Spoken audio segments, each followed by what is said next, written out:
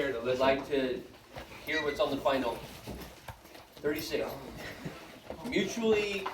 Number 36 is mutually assured destruction, also known as MAD. I believe it is on part 2 or part 3 of your study guide. There's 4 options of mutually assured destruction. You can kind of tell by the name, hopefully, if you're paying attention. Options are policy to unleash nuclear weapons against any communist nation that threaten the U.S., policy to completely destroy the Soviet Union or the United States if one attacked the other, policy to invade Vietnam and win at all costs, policy to recruit and train the Viet Minh against the Viet Cong. So mutually assured destruction would be each group, so the Soviets and the U.S. would guarantee their destruction if nuclear warfare was launched. So the policy to completely destroy the Soviet Union or the United States if one attacked the other. Next question. In the 1950s, the issue that most inflamed both segregationists and integrationists was, so the people that were most upset about segregation and or integration over which issue?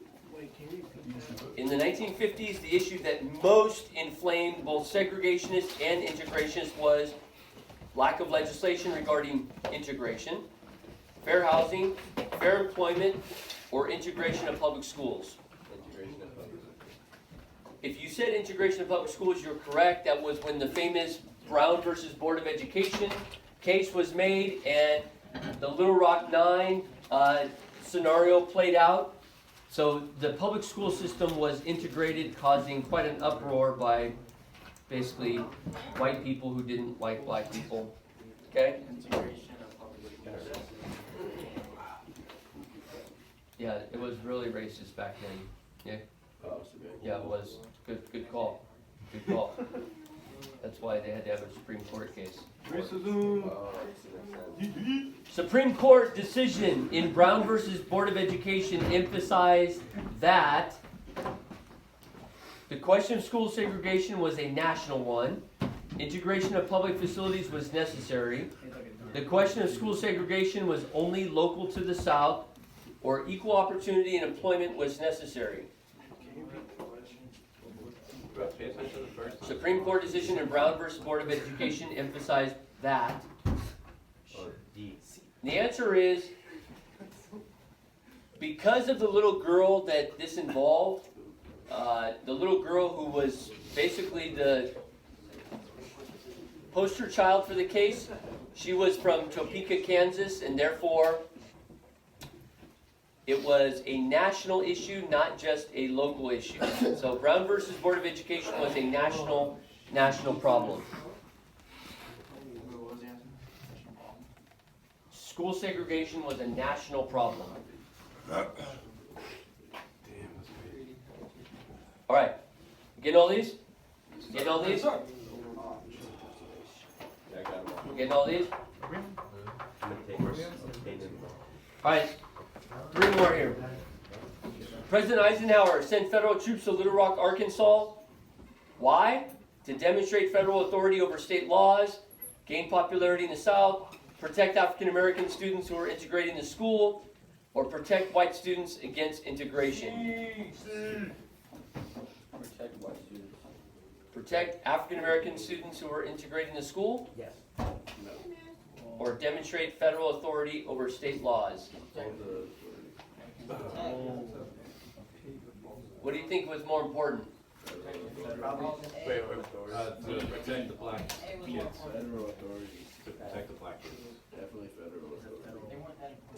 What's the question? That federal has more, it's definitely about federal authority. I think in this case, and although protecting the African American kids was part of what the National Guard did, ultimately President Eisenhower is saying federal authority usurps state laws, and therefore demonstrating federal authority over those state laws was most important. And in the process, they protected the African American kids going to school to enforce federal law. Next, by boycotting the bus system in Montgomery, African Americans hope to do what?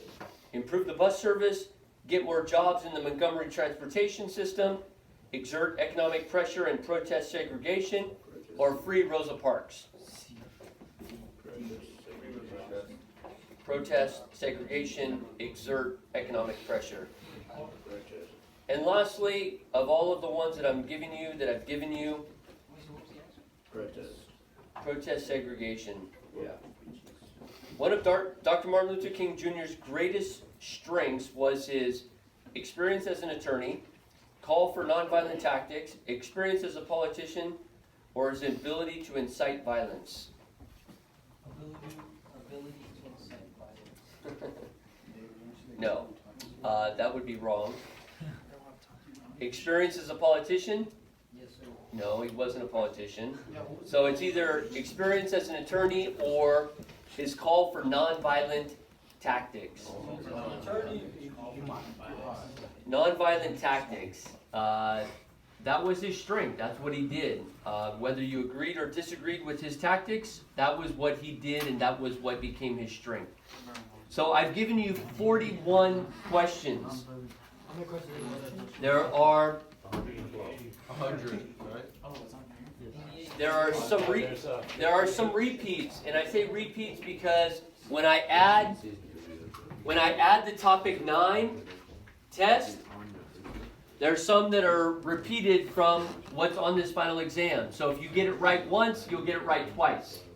So I would say that I've given you probably 2/3 of the test already. I'm going to post up the topic 9 notes online if you guys want to study those, and make sure you go over those and anything that's on your study guide. If you're planning on turning in the study guide, it's worth up to 10 points. I will see you guys on Friday. Are there any questions?